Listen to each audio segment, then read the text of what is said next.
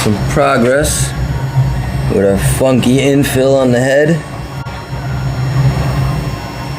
Yeah, because if the outside shell is that good and the inside is that bad. This support right here broke, and it's gonna need it for the on sunglasses. So you see this little piece in the top here? Instead of letting the print fail or taking your chances, just find the scrap,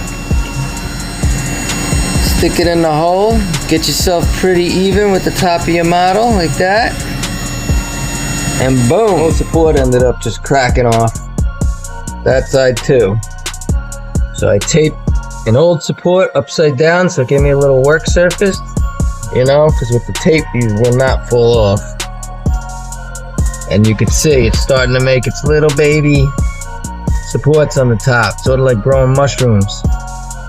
So let's see how that works, you know? Never mind how shitty this filament is.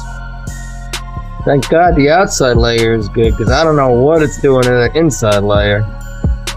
I mean, man, this is a lesson in hard knocks right here, this man.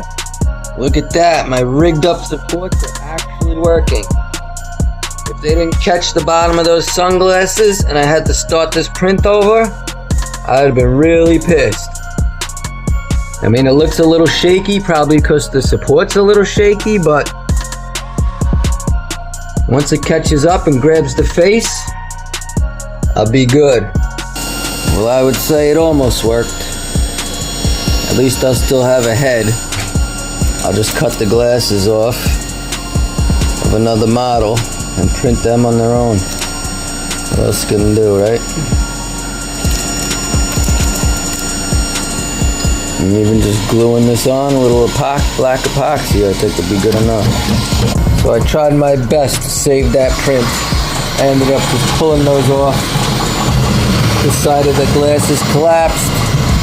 This side's a little rough, so I cut myself another set of lenses. And I'll either cut these off and glue those on, or just paint this eye red and make it like the glasses broke, and that's the one hint of a robot being inside the human right there. That's gonna be popping out. What do you think?